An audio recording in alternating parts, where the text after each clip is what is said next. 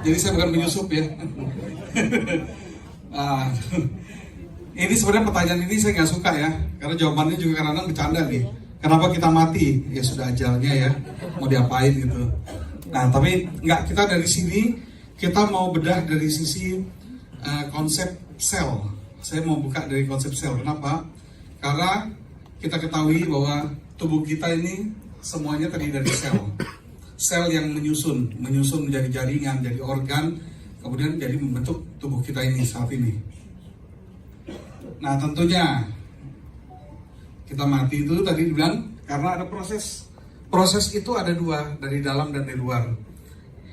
Ini yang dari dalam ya, karena kita terjadi penuaan. Udah pasti nih, ini sesuatu yang pasti ya, nggak bisa dihindari. Ya sesuai dengan umur kita. Penuaan akan terjadi jika sel kita ada yang rusak atau mati, dan ini wajar. Kematian sel itu sama seperti kematian diri kita ya. Ada yang wajar, ada yang tidak wajar. Kematian wajar itu adalah karena memang usia selnya sudah mencapai waktunya untuk mati, dan tugas tubuh kita adalah menyiapkan penggantinya. Jadi kalau yang senang di organisasi, ada kenal tentang organisasi itu harus pengkaderan ya.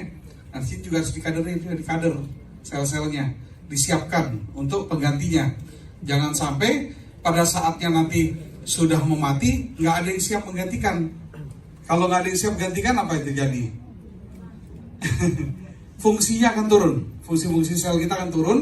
Sedangkan sel itu adalah pengatur atau yang membentuk organ dan jaringan, yang nantinya ujung-ujungnya adalah ke aktivitas tubuh kita semua akan terganggu, dan ujung-ujungnya sakit lah. Nah ini berdasarkan survei ya, laporan kesehatan dunia sebenarnya mau tahun berapa juga, ini kurang lebih mirip ya seperti ini, yaitu masih nomor 1 itu penyakit jantung, kedua stroke, tiga penyakit paru-paru, keempat dan seterusnya lah. Tapi yang saya ingin tunjukkan sebenarnya di sini adalah ada perubahan pola penyakit. Kalau dulu penyakit-penyakit itu didominasi oleh penyakit-penyakit infeksi. Kenapa? Biasanya karena pengetahuan kita juga masih kurang tentang kesehatan. Kedua, kemampuan kita untuk dalam kehidupan kita belum semapan mungkin sekarang ya. Masih banyak yang misalnya mungkin baru zaman perjuangan dulu, masih baru membangun kembali. Nah, ini penyakit-penyakit itu masih berhubungan dengan infeksi-infeksi, dengan kebersihan, dengan makanannya yang masih yang kurang dan lain-lain, dengan nutrisi buruk ya. Nah, penyakit infeksi yang muncul. Tapi sekarang justru yang kebanyakan adalah gizi lebih. Contohnya yang ada di depannya.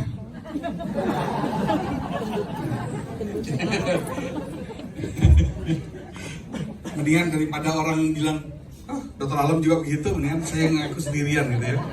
Nah, jadi yang sekarang problem adalah justru gizi lebih. Ya nampaknya ke obes, bahkan ke anak-anak kecil pun sudah banyak yang obes ya. Betul ya. Dan penyakit-penyakitnya otomatis siapa? Yang berhubungan dengan masalah-masalah obesitas dan masalah lemak, masalah peredaran darah. Terutama juga satu lagi penyakit degeneratif. Usia hidup kita kalau lifestyle makin bagus, memanjang nggak? Makin panjang kan? Ya. Tapi dengan memanjang berarti usia kita makin menua. Otomatis penyakit yang paling banyak yang berhubungan dengan penuaan. Nah, penyakit degeneratif itu adalah penyakit yang berhubungan dengan proses penuaan. Ya seperti bilang dengkulnya mulai keropos, mulai mulai pikun dan lain-lain, itu memang berhubungan dengan penuaan. Kenapa terjadi penuaan? Ya tadi, sel tadi. Karena selnya kita tadi tidak bisa dijamin regenerasinya bisa memadai untuk menopang kesehatan kita. Nah, setiap harinya ada miliaran sel yang mati. Ini hasil dari penelitian. Ya, sampai ada klaim begini, miliaran sel yang mati. Ini wajar loh, ini sebenarnya wajar. Ini mati wajar ini. Matinya wajar. Kenapa? Kalau sel tuh mati wajar namanya apoptosis. Itu kematian wajar. Kenapa? Memang waktunya. Dia akan akan proses kematian, akan lisis sendiri. Kok bisa miliaran sel yang mati? Ya wajar, kenapa? Karena memang jumlah sel kita luar biasa. Ada literatur yang bilang 60, ada yang bilang 70, ada yang bilang 100. Tapi percayalah bahwa itu semua hitungan pasti ada dasarnya. Sebab kalau tidak percaya, saya persilakan hitung sendiri. Ya, kalau nggak percaya ya, saya sih percaya aja lah. Ini bayangin ya, tadi ini mati ini adalah mati yang normal. Bagaimana kalau kita full stressor ya di sekitar kita, baik elektromagnetik, racun, atau pola hidup yang nggak bagus, atau penyakit infeksi juga yang masih ada ya, sebenarnya masih ada. Bahkan sekarang ini mulai lagi nih penyakit infeksi, termasuk virus. Jumlah sel dalam tubuh ini tadi disampaikan 60 sampai 100 triliun. Di sini disampaikan juga ada penelitian bilang, oh sel otak tuh kehilangan 190.000 sel sehari. Darah mati 2 juta sel dalam 1 detik. Ini kita bicara sekali lagi tadi, ini normal. Yang kita harus cegah adalah jangan sampai yang kematian yang tidak normalnya juga terjadi. Apa mampu kita untuk mengejar, menggantikan sel-sel yang mati yang luar biasa banyaknya. Nah ini, di sini saya kasih informasi ya. Jadi sel jantung ini, itu ada usianya 25 tahun. Jadi kalau di sini ada misalnya yang usianya di atas 50 tahun, anggaplah 50 tahun tapi belum sampai 75 tahun. Berarti kurang lebih sel jantungnya itu sudah 2 kali ganti. Kalau sudah di atas 75 tahun, berarti paling tidak sudah 3 kali ganti sel-selnya, khusus jantung. Kalau sel paru 500 hari usianya, wajar tuh, dari mulai terbentuk sampai mati. Dan itu siklus harus terjadi terus. Begitu mau mati harus ada yang siap menggantikan. Selalu harus ada yang menggantikan. Sel kulit, nih 28 hari, 21-28 hari. Jadi kalau ada yang sedang misalnya untuk yang bergerak di bidang kecantikan atau pengen kinclong, nah jangan harap baru pakai sebentar langsung pengen kinclong dalam 1 minggu. Ada usianya 28 hari. Artinya apa? Kulit itu ada 3 lapis. Ada yang dasar ya, ada yang tengah, ada yang di atas kan. Yang di atas itu yang paling luar ini. Ya. Dia mulai kan pembentukan dari yang paling bawah. Jadi yang pertama pasti yang dibikin kinclong yang bawah dulu. Nah, jadi sabarlah, tunggu. Nah, konsumsi aja terus, rawat terus tubuh kita, nanti akan kelihatan juga kinclongnya. Tapi harus sabar. Jadi di sini kita bilang bahwa nanti pada saat penggunaan produk-produk kita juga, itu jangan anggap ini sebagai obat. Gak bisa diminum 5 menit, 10 menit ada perubahan. Maksudnya kayak obat demam atau obat nyeri diminum 5 menit hilang gitu ya. Enggak, butuh proses. Sakit butuh proses, sembuh butuh proses. Yang kita berharap dengan produk-produk kita ini adalah proses penyembuhannya lebih cepat dari pada saat proses sakitnya, gitu ya. Oke. Nah, untuk bertahan hidup, jadi sel-sel ini tentu butuh regenerasi. Regenerasi itu adalah proses penggantian. Ya. Bila sel nggak diregenerasi, bagaimana hasilnya? Yaitu jaringan rusak, organ fungsinya tidak baik, kerjasama antar organ, antar sistem itu juga semuanya akan terganggu, nggak balance. Ada yang bilang nggak balance hormonnya, enzimnya nggak balance. Akhirnya apa? Macam-macam lah. Ada yang nanti peredaran darahnya jadi nggak bagus juga, ritme jantungnya jadi nggak bagus juga. Contohnya ritme jantung tuh karena jantung kan bergerak tuh berdasarkan ada listriknya di dalam jantung. Kelistrikannya terganggu. Di otak pun begitu, bisa terjadi kelistrikan yang terganggu. Akhirnya terjadi macam-macam masalah. Nah, ini ditanyakan kenapa nih bisa rusak selnya. Ya tadi ini stresor yang dari luar ya. Polusi udara, makanan nggak sehat, pengawet-pengawet, pestisida, intinya hal-hal yang bisa menekan sel-sel kita menjadi tidak bisa tumbuh secara normal. Nah, di sini kita perlu mengenal bagaimana proses sel tubuh kita itu bisa diregenerasi. Di sini kita kenalkan, saya rasa sudah banyak yang tahu tentang stem cell, tapi saya akan refresh. Stem cell itu apa sih? Stem cell itu adalah ibu sel, atau disebut juga sel induk, atau mother of cell, atau sel punca. Jadi inilah sebenarnya yang bertanggung jawab untuk melahirkan sel-sel baru. Jadi dia ibunya. Nah ini kalau kita bicara biologi, atau mungkin kalau yang sudah sepuh, kita dulu belajar ilmu hayat dulu, sperma sama ovum bersatu menjadi zigot. Zigot kemudian jadi janin, kemudian jadi bayi, jadi anak kecil, jadi dewasa. Jadi dewasa tadi yang 100 triliun tadi, awalnya dari berapa sel? Sel zigot itu satu jadi banyak, satu jadi bermacam-macam. Kalau macam-macamnya sel ada berapa sih? Sekitar 220 jenis. Jadi kalau mata, hati, ginjal dihitung satu-satu tuh, itu kira-kira ada 220 jenis. Nah, yang satu menjadi 220 jenis, yang satu menjadi 100 triliun. Nah, berarti biangnya satu nih. Inilah awalnya nih. Berarti kalau ada yang rusak sel-sel yang dimanapun yang ada, yang bisa betulkan siapa? Yang kita cari ibunya, yaitu stem cell tadi. Masalahnya sekarang stem cellnya kan udah nggak bentuk zigot. Ada di mana? Sebenarnya stem cell tuh ada di seluruh bagian tubuh tuh ada. Tapi yang paling banyak, yang paling bekerjanya paling aktif itu sebenarnya di sumsum tulang. Nah, itu yang paling banyak di situ. Nah, tugas kita tuh sebenarnya menjamin agar stem cell kita ada dalam jumlah yang cukup dan kualitasnya yang baik. Ada dua hal nih ya, supaya stem cell kita bisa menghasilkan sel-sel baru yang bagus ya. Satu, jumlahnya cukup. Kedua, kualitasnya. Nah, stem cell ini dari mana? Dia juga harus dibentuk dia. Berarti harus dari apa? Nutrisi. Berarti kita nutrisinya harus baik.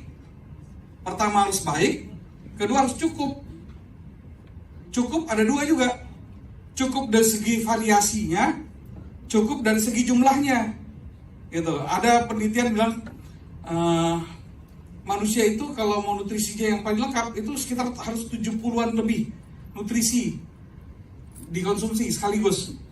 Tapi kalau kita mau makan seperti itu susah sekarang. Kenapa? Berarti harus ada unsur macam-macam tuh di situ. Ada buah, ada sayur, ada protein nabati, ada protein hewani, ada karbohidrat, ada lemak dan lain-lain.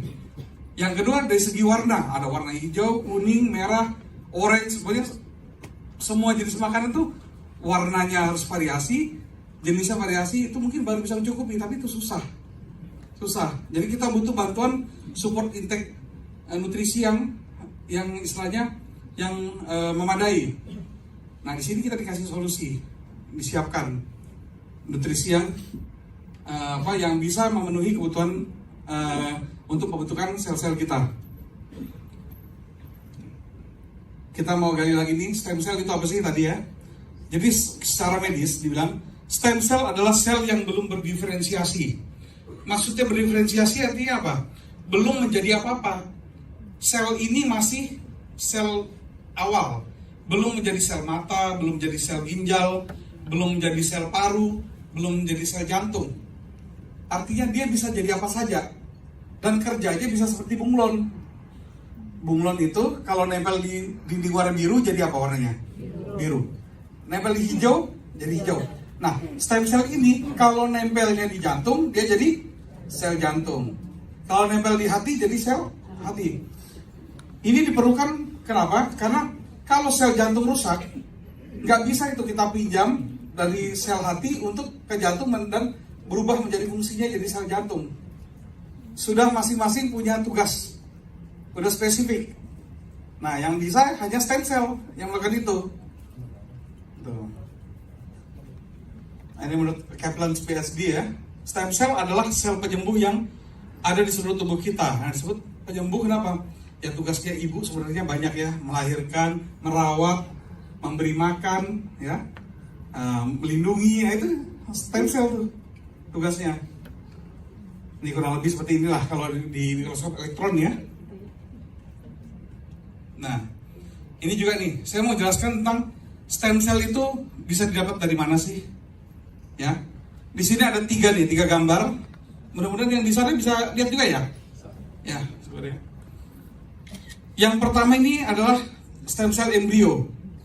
Ya, jadi pada saat pertemuan zigot antara sperma dengan ovum, yang dihasilkan nanti pertama adalah embrio. Nah, ini sebenarnya stem cell yang paling bagus ya. Cuma kalau kita ambil dari sini, maka kehidupannya janin itu tidak akan berlanjut. Artinya apa? Di sini nyawa tidak lanjut ya. Dan di Indonesia itu nggak boleh, dilarang. Di beberapa negara juga dilarang. Karena apa? Karena di sini mengambil kehidupan istilahnya. Jadi nggak bisa di sini kita lakukan yang pertama nih. Nah, maka kita bisa melakukan yang kedua, yaitu pada saat bayi lahir diambil plasentanya, kemudian disimpan di bank stem cell. Sayangnya, ini juga tidak semua daerah punya fasilitasnya. Pertama, kedua, kalaupun ada fasilitasnya, biayanya juga tidak semua bisa menjangkau. Apalagi ketiga, tidak semua daerah juga ada bank stem cell-nya. Kalau mungkin berapa tahun yang lalu ya, lebih 5 tahun yang lalu, atau 10 tahun yang lalu, kalau mau taruh stem cell kita, nggak bisa di Indonesia, harus ke Australia atau ke Singapura, gitu. Tapi di Indonesia sekarang sudah ada bank stem cell. Nah, bagaimana dengan kita? Tentu kita udah kelewat ya, nggak mungkin diambil lagi kan, ya, jadi udah kelewat ya. Jadi artinya ini nggak semua bisa melakukan dia diam. Kedua nih, dan ini juga punya jangka waktu, disimpannya nggak bisa lebih dari 20 tahun maksimal. Jadi kalau anak ini contoh dia menderita sakit berat di usia 18 tahun, nah itu masih bisa tuh diambil stem cell yang di bank tadi, kemudian dibiarkan kembali, stem cellnya diperbanyak, kemudian disuntikan ke anak itu, dimasukkan ke anak itu, dia akan recovery. Kayak diinstal ulang kalau handphone ya, menjadi fresh lagi, baru lagi gitu istilahnya. Nah, tapi sayangnya kalau udah lewat 20 tahun nggak bisa. Artinya ada masa expirednya.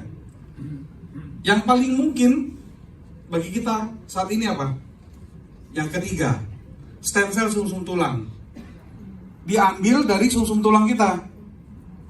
Sumsum tulang kita yang paling banyak cadangannya adalah di sini, tulang panggul. Jadi cari ngambilnya gimana? Ya tentunya karena ada di dalam tulang harus dibor, harus dibolongin. Nah, ini perkembangan ini ya, zigot tadi saya lewati aja.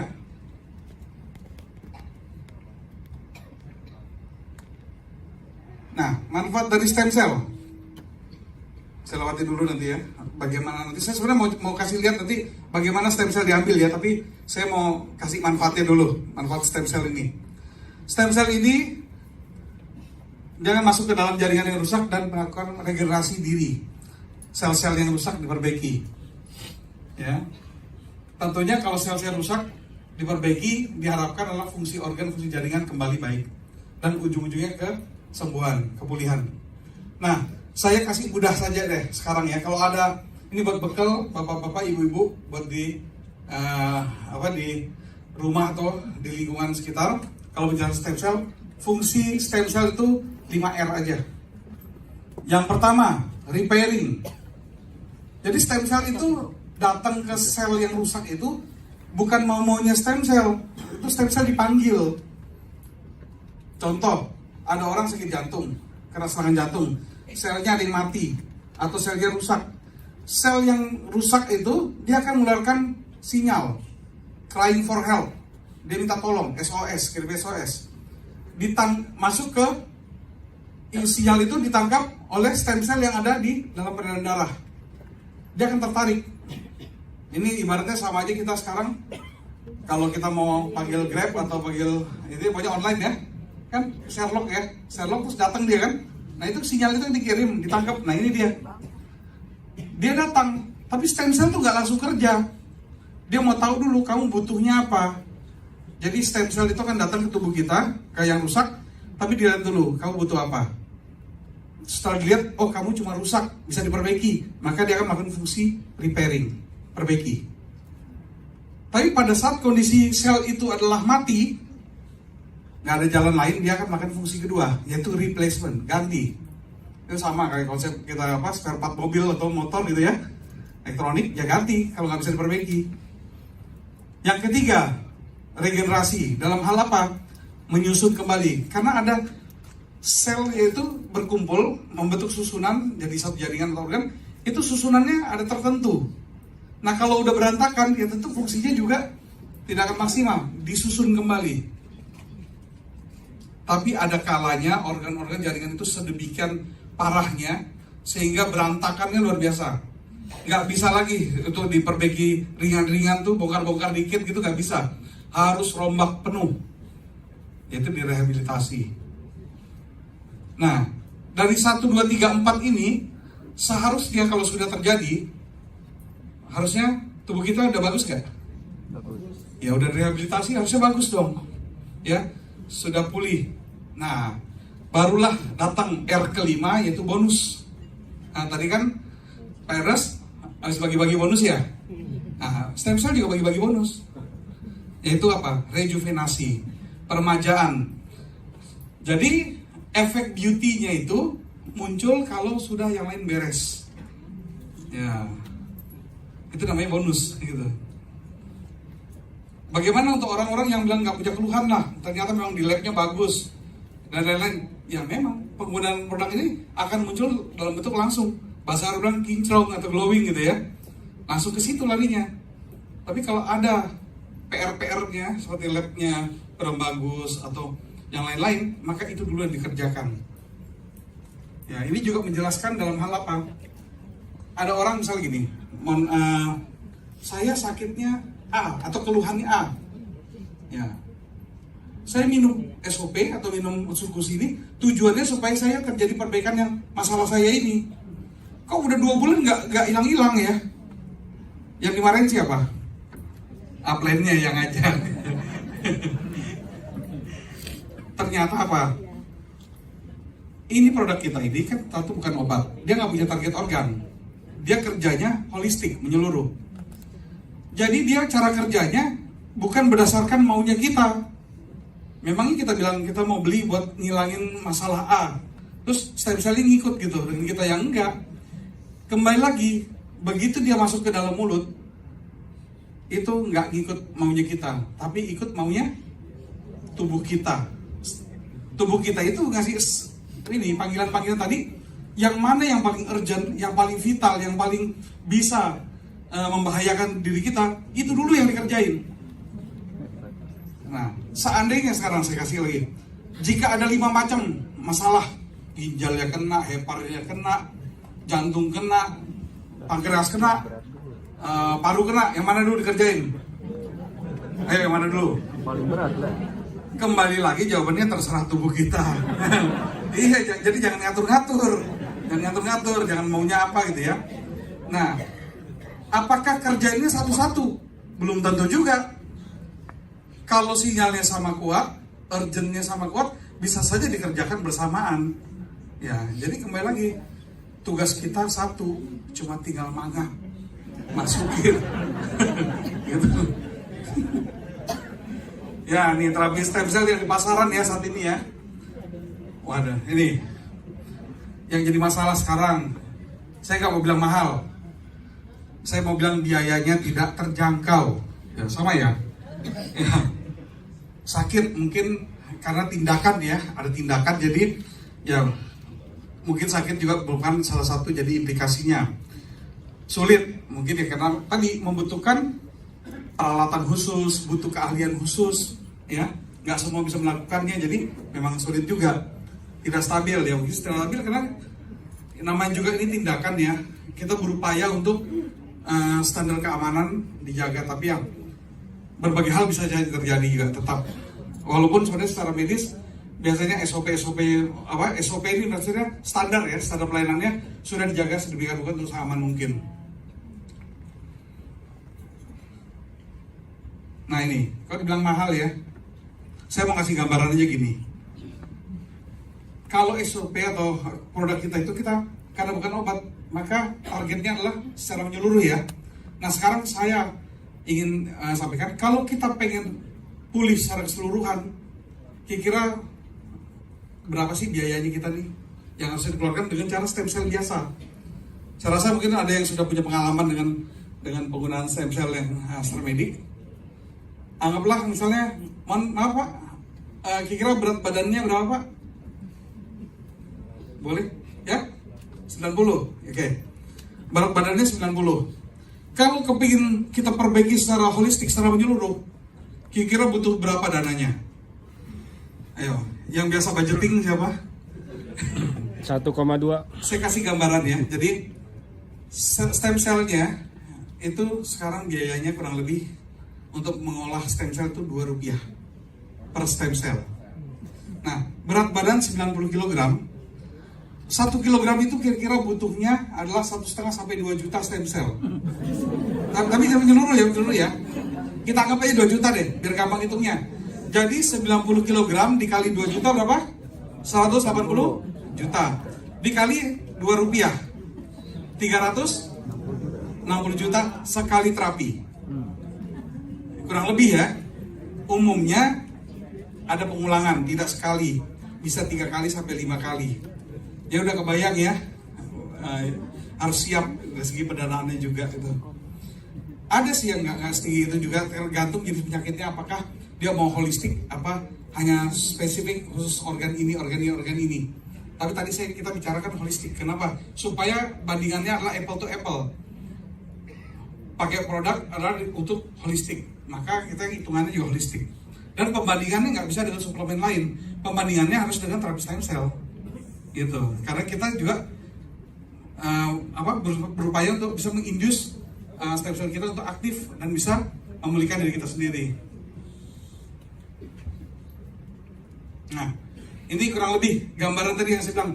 Bagaimana sih tindakan kalau secara medis yang tadi yang pengambilan sumsum tulang?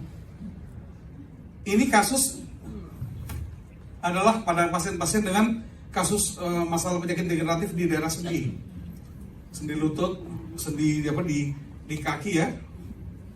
Nah, yang ini adalah proses pengambilan sumsum tulangnya yang di pinggul. Nanti ada videonya ya. Ini singkat aja nih. Nah, ini proses pengambilan. Jadi harus dibor dulu untuk mendapatkan apa? Sumsum tulang. Sumsum tulang itu kan ciri khasnya beda ya dengan darah ya. Kalau darah kan lebih cerah ya. Nah, ini lebih gelap dia warnanya. Lebih gelap. Nanti sumsum tulangnya diambil, dimasukkan ke dalam alat centrifuge, diputar supaya apa? Terpisah antara komponen sumsum tulangnya dengan cairan yang sudah ada stem cell-nya. Nanti yang ada stem cell-nya itulah yang disuntikan kembali. Tapi ini untuk kasus ringan ya, makanya stem cell-nya bisa langsung dipakai. Kalau kasus berat nggak bisa, nggak cukup stem cell-nya, harus diperbanyak dulu dengan satu mekanisme, satu metode, yaitu untuk memperbanyak dulu, diperbanyak. Bisa butuh harian, bisa butuh mingguan. Tentu juga berimpact pada cost, pada biaya. Kemudian setelah dapat stem cell-nya disuntikan ke titik-titik yang bermasalah tadi. Nah, kita lihat videonya ya. Oke, saya nepi dulu. Yang bisa dibantu untuk ini.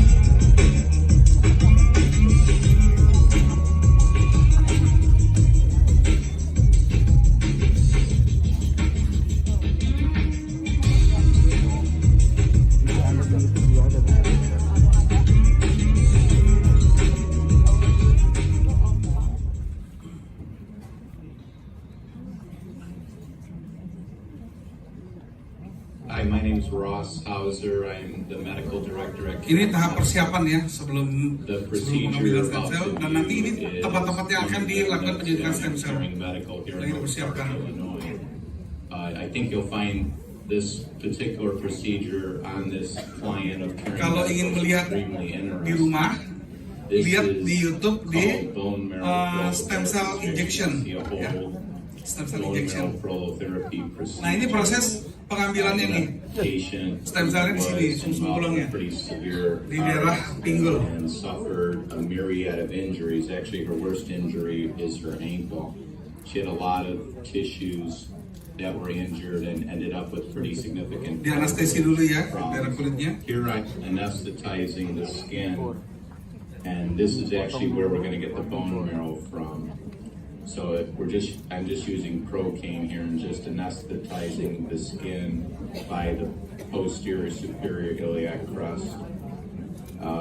We typically use a couple of different antibiotic solutions to clean the skin. Nah di titik inilah nanti akan dilakukan And the pengukuran. actual way that I go about piercing the bone Nah, is ini dia. using the EZIO drill. Bagaimana? Udah mulai terasa? Ya, ada yang udah terasa mungkin? Just take some time. Watch this. Ya dirasakan ya, You know, makin diresapi ya, there's diresapi. periosteum, and now in the bone marrow. When we do concentrated bone marrow Ini harus menembus sampai ke tengah I tulang need a big, untuk dapatkan a sum-sum large tulangnya. amount of bone marrow. So in this particular patient, we're getting the bone marrow from the iliac crest. The iliac crest is a greater reservoir of bone marrow compared to the tibia.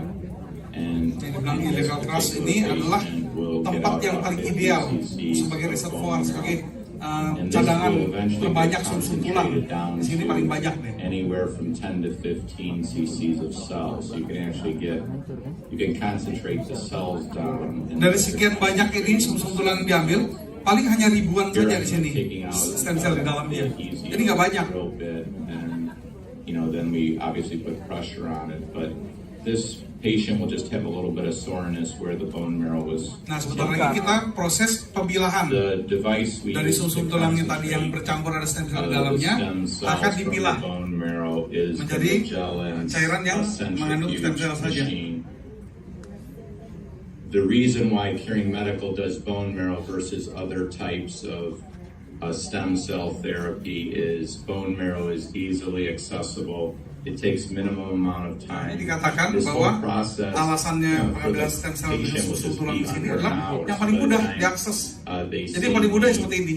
see the nurse, we talk about the procedure. Ini kalau diperhatikan ada tabungnya yang tadi yang berisi sum-sum tulang, yang sebelahnya kosong. Nanti ini akan pindah nih, yang ada stem cellnya ke tabung yang kosong. Spin down the bone marrow, do the actual procedure, put heat on there. The area is treated afterwards. The whole process is under an hour. So a client who lives around Oak Park, Illinois, around Chicago, can actually then go to Kalau work. di Indonesia ini untuk rumah I sakit mean, it's yang a diizinkan pretty ada 11 rumah sakit painless procedure, even untuk though you melakukan actually ini. are piercing the Dengan periosteum. induknya itu RSCM dan As most yang people di who will view this video know Surabaya. that prolotherapy injections go down to the periosteum. So what we're doing with bone marrow prolotherapy is anesthetizing the periosteum so the periosteum or the covering of the bone can Nah, be pierced. ini yang diambil ini adalah yang sudah Here you mengandung can stem see cell. that the bone marrow has been Dan inilah yang akan concentrated by the disuntikan gel kembali ke device. target organ. In this Organ yang particular mau instance, there's 10 cc's in the nurse's dipulihkan. hands of concentrated bone marrow. In that bone marrow will be thousands on thousands of stem cells.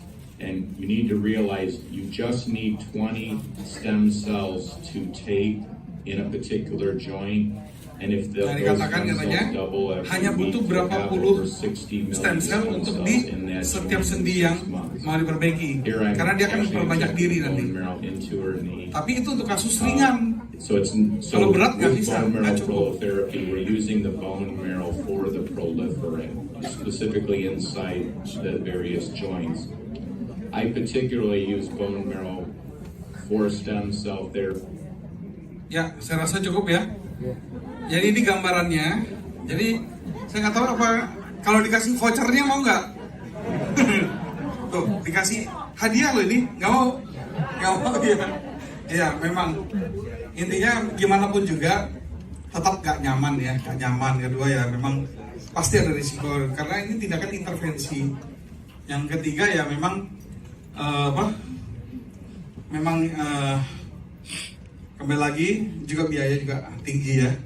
Nah, di sini kita cuma memberikan bagaimana kita punya jalan lain nggak, ada cara lain nggak untuk kita bisa dapatkan manfaat yang sama, tapi kita tidak perlu sampai seperti itu tindakannya. Ya ini tadi yang kita kenalkan, yaitu ya dengan ini penggunaan SOP 100. Ini kalau berdasarkan patennya, ada paten pertamanya, efek dari bisa meregenerasi sel. Yang memang tugasnya stem cell adalah meregenerasi sel. Tapi ingat, SOP 100 bukan stem cell. Karena stem cell itu tidak bisa dalam bentuk produk, ya. Jadi stem cell ini adalah nutrisi. Nutrisi tapi bisa memicu, bisa bekerja seperti stem cell. Ya. Fungsinya seperti stem cell dan memicu stem cell. Selain itu dia juga memberi bahan bakunya. Jadi kalau saya kasih gambaran gini, ada suplemen, ada SOP, suplemen itu bahasa yang lain ya. Kalau suplemen lain, kita ibarat memberikan bahan baku. Kita kalau mau membangun, kalau dalam tubuh kita mau dibangun ya, mau dibangun kembali itu, kita kasih bahan baku. Bisa nggak dibangun? Nah ini bangunannya. Nggak bisa kalau nggak ada pekerjanya. Pekerjanya itulah stem cell. Nah, tapi stem cell sebenarnya pada dasarnya memang sudah ada dalam tubuh kita. Tapi biasanya di usia 18 tahun sampai 20 tahun itu sudah berkurang dan bahkan kerjanya tidak memadai sehingga tidak mampu lagi bekerja secara maksimal. Nah disitulah mulai proses degenerasi, mulailah kita mulai menuju ke sakit-sakit itu ya, muncul tuh mulai itu. Jadi tugas kita apa? Selain bahan baku kita harus punya pekerja yang bagus. Nah kalau suplemen lain tuh nyiapin nutrisinya, bahan bakunya, kita nyiapin bahan baku plus kita juga bantu untuk pekerjanya itu bisa maksimal. Otomatis kerjanya jadi bagus, makanya cepat. Efeknya boleh saya bilang nih, saya juga bandingin sebenarnya dengan satu produk yang dibilang juga bisa mengindus stem cell lah gitu ya. Ternyata saya bandingkan dengan ini beda sekali kecepatannya. Dia lebih cepat hasilnya gitu. Jadi makanya saya juga confidence mengenalkan ini. Kenapa? Karena memang saya sudah membuktikan memang dari tahun 2016 saya sudah berkecimpung dalam hal seperti ini dengan menggunakan produk lain. Tapi ternyata di sini lebih cepat hasilnya. Ini tepuk tangan dulu nih buat inventornya dan buat AFC Indonesia. Terima kasih banyak sudah bisa dibawa ke Indonesia dan dikenalkan. Luar biasa, ini ngasih solusi banget gitu ya. Jadi ya. Nah ini dia patennya ya. Dan luar biasanya ternyata patennya juga bukan paten terhadap brandingnya, bukan terhadap SOP 100 yang di branding brandnya, tapi fungsi. Kalau kita di medis, yang utama fungsinya tuh, kalau udah bilang paten ini kita udah nyerah deh. Maksudnya nyerah dalam hal apa? Nggak bisa berdebat, karena ini melalui uji klinis. Pasti udah melalui uji coba. Dan ini artinya apa? Kalau ada 100 orang diuji coba, diberikan SOP ini, maka 100-100-nya itu semua mendapatkan manfaat sel regenerasi efek. Yang bisa berbeda apa aja? Kecepatannya. Kenapa? Karena masing-masing orang unik. Ada yang metabolismenya cepat, ada yang lambat, ada yang punya PR-nya banyak, ada yang sedikit. Itu yang bisa membedakan. Tapi kalau bekerjanya, semua bekerjanya. Ini dia, makanya patennya keluar di sini. Yang kedua, selain bahan baku dan pekerjaan untuk membangun tadi, yang harus bagus dalam tubuh kita apa? Peredaran darah. Karena peredaran darah ini yang tugasnya membawa bahan baku tadi untuk sampai kemana-mana. Membawa oksigennya juga, oksigen itu bahan bakarnya ya, sebagai bahan bakarnya. Membawa gula juga buat energinya. Selain membawa yang baik-baik, dan dia juga tugasnya kalau lancar dia bisa membawa dengan cepat semua hasil metabolik atau hasil sampah-sampah tubuh yang harus dibuang. Itu harus bagus. Jadi Darah kan tugasnya dua ya. Satu mengantarkan, satu lagi mengirim untuk dibuang. Ya. Nah, ini harus bagus. Otomatis kalau darah kita bagus, banyak masalah-masalah yang berhubungan dengan peredaran darah, penyakit-penyakit yang karena peredaran darah itu diselesaikan juga. Yang ketiga, efek yang saya bilang tadi, bonus nih, bonus skin improvement. Nah, di sini kita bukan bicara lagi anti aging, ya. Kalau anti aging itu artinya, kalau saya bayangkan gini, usia 40 ke 50, nah, terus mulai minum di 50 tuh mulai minum misalnya produk ini. Berarti nanti pada saat usia 60 kurang lebih tampilannya kayak usia 50. Artinya udah stop di situ. Anti aging. Saya malah reverse aging. Malah balik. Usianya ke 60, tampilannya ke 40. Jadi luar biasanya reverse aging. Itu ya, tepuk tangan lagi nih, luar biasa nih. Tapi ingat, ini adalah bonus. Dan semoga semuanya dapat bonusnya juga. Nah, jadi kalau memang mau nyaman daripada yang tadi ya sudahlah. Bahasa gampangnya ya, kalau yang ini kan tinggal mangap aja ya. Tinggal mangap, rasanya pun enak. Oh ya, di sini kan ada penggunaannya, ada yang bilang campur air, ada yang di maksudnya dia. Itu sebenarnya masalah selera. Kalau saya biasa kadang-kadang gini, penderita penyakit ginjal yang minumnya dibatasi. Tentu dia kalau dipakai air kan jadi ini kan bisa apa istilahnya ini menjadi melanggar larangan ya. Nah, supaya tidak ya langsung aja masukin ke mulut gitu ya. Lagi pula dari segi ini kita sayang banget ya kalau sampai di gelas itu masih ada sisa-sisa granul, kalau sampai dituangin lagi, minum lagi sampai bersih gitu ya. Sayang banget, masalahnya nih khasiatnya sayang nih kalau nggak ditelan semua ini. Ya, itu tadi penjelasan tentang marine placenta, atau yang boleh dibilang sebenarnya ini dibuat dari selaput pembungkus telur ikan salmon ya. Nah sekarang yang kedua adalah tentang DNA terapi. DNA terapi ini dibuat dari salmon mild DNA, jadi dari spermanya. Kalau sperma pasti dari jantan ya, dari jenis ikan yang sama, Salmon Ornithorhynchus salmon yang jantan. Nah ini disebut DNA ini disebut deoksiribonukleat acid sebagai molekul yang dia punya menyimpan instruksi untuk standar-standar makhluk hidup. Jadi supaya makhluk itu bisa berkembang, tumbuh dengan baik dan juga bisa bereproduksi, itu semua rekam jejaknya itu blueprintnya ada di dalam DNA. Jadi kita di sini fungsi DNA ini adalah untuk memastikan bahwa kita dapat berkembang dengan baik ya. Nah, kalau DNA rusak, ini langsung aja disebut saluran kanker. Intinya begini, sebenarnya dalam tubuh kita itu sel-sel yang rusak itu semua berpotensi memang untuk menjadi satu penyakit. Salah satunya malformasi, itu bisa jadi kanker juga. Nah, ini sebenarnya yang sekarang jadi momok kan di dunia kedokteran dia sekarang ya, masalah kanker ini. Sebenarnya Tuhan tuh udah ngasih solusi, udah ngasih tentara dalam tubuh kita. Nah ini yang saya mau kenalkan di sini sebenarnya nih. Dalam tubuh kita tuh kan ada sel darah putih yang orang bilang buat tugasnya sebagai untuk imunitas kita kan. Ada sel T, sel B dan lain-lain. Tapi ada satu tentara khusus yang mau bilang Kopassusnya lah, yaitu namanya NK cell, natural killer cell. Nah, natural killer cell ini adalah ya dari segi namanya natural, alami, killer, pembunuh sel, ya pembunuh sel. Jadi pembunuh sel yang alami yang memang sudah ada dalam tubuh dan memang tugasnya itu. NK cell itu punya tugas dua. Satu, bunuh sel kanker. Dua, bunuh sel yang terinfeksi virus.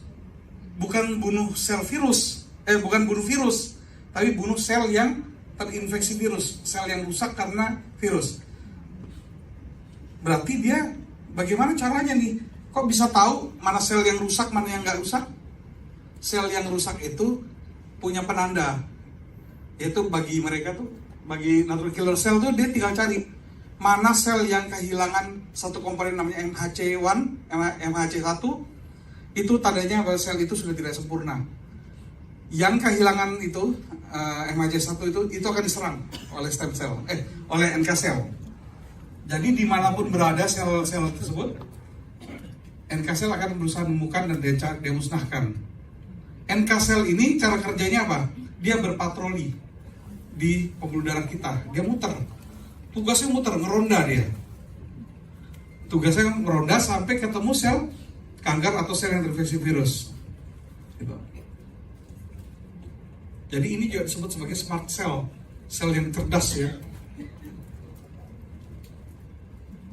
Nah ini, dari limfosit atau dari sel-sel darah putih yang ada di tubuh kita tuh 10-15%-nya adalah NK cell, natural killer cell. Jadi sangat cerdas untuk bisa menemukan di mana sel-sel kanker berada. Ya. Jadi tugas kita sebenarnya apa sih? Tugas kita kalau tadi satu menjamin bahwa stem cell kita selalu siap dalam jumlah yang cukup dan kualitas yang baik. Kita juga punya tugas terhadap NK cell ini. Bagaimana supaya penjagaan kita tuh kuat. Nah tentunya stem cell juga membantu sebenarnya terbentuknya NK cell. Jadi ada hubungannya. Tapi yang tadi sperma dari ikan salmon tadi ini atau salmon maldena ini, dia juga ada patennya loh. Udah ditemukan patennya bahwa ternyata dia bisa secara spesifik bisa meningkatkan NK cell kita juga. Makanya dalam patennya dia ada di sini. Ini saya rasa sudah tadi dijelaskan ya. Nah ini bagaimana target bisa mengenal mana yang salah sel-selnya. Ada yang kehilangan MHC1 itu yang diserang. Bagaimana dengan kanker-kanker yang ada metastase ya tentu ya dia cari semua itu. Gitu. Dia cari semua. NK cell disebut dengan istilah smart cell tadi sudah.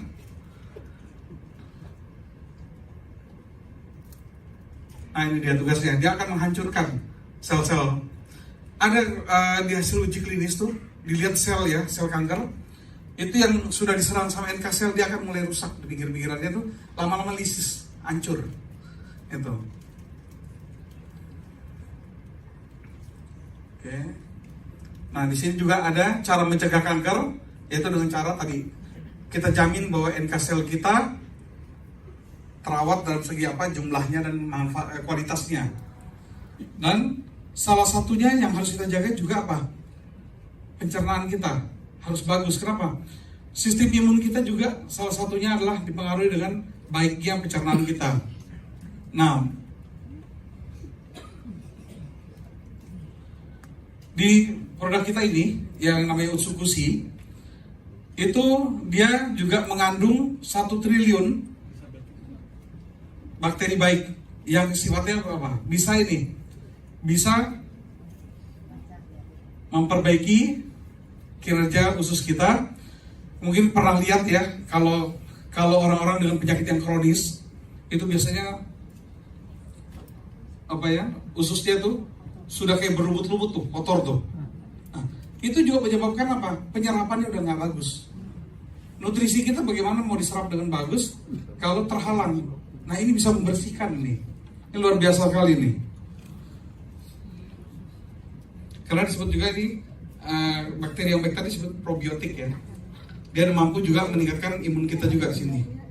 Nah ini berdasarkan critical review in Food Science dan Nutrition tahun 2014, probiotik merupakan salah satu stimulan dari sistem imun. Jelaskan juga probiotik bekerja sebagai stimulan, dia menstimulasi respon dari sel-sel imun yang terhadap sinyal yang abnormal, dan nanti dia, yang bermasalah itu dia usir dia. Nih kalau lihat gambaran ini tahu ya, kira-kira ini produknya apa ya? Gak usah disebutin. Ya, tapi bayangin nih, satu saset Utsukushi itu sebanding dengan 1000 minuman probiotik. 1000. Makanya saya bilang tadi, itu isinya tuh 1 triliun bakteri. Patennya ada 3. Nah ini uniknya di AFC adalah semua produk itu diuji klinis dan keluar klaim patennya. Ini yang jadi pertanggungjawaban dari inventor ini dia. Usukushi mempunyai efek anti tumor agent. Kenapa? Karena dia bisa meningkatkan NK sel kita. NK sel tadi tugasnya itu ya, salah satunya ya, membunuh sel kanker. Yang kedua, immune activating effect. Jadi dia akan memperkuat pertahanan tubuh kita terhadap infeksi-infeksi dari makhluk astral, dari bakteri dan lain-lain. Yang ketiga adalah ini yang khas juga ya, therapeutic agent on hepatitis C. Jadi kasus-kasus hepatitis C, dia umumnya biasanya dokter juga bingung nih mau kasih apa karena obat yang spesifik nggak ada ya. Nah di sini ternyata dia bermanfaat banget ini buat perbaikan ini fungsi hepar kita untuk kasus hepatitis C secara khusus. Usukushi bisa sangat-sangat membantu. Jadi bisa kita rekomendasikan untuk pasien-pasien dengan yang hepatitis C. Ya, mungkin demikian yang dapat saya sampaikan malam ini. Memang cukup banyak yang disampaikan tadi ya, tapi mudah-mudahan setidaknya saya berharap 70-80% bisa diserap dan bisa ditransfer kembali pada rekan-rekan yang lainnya.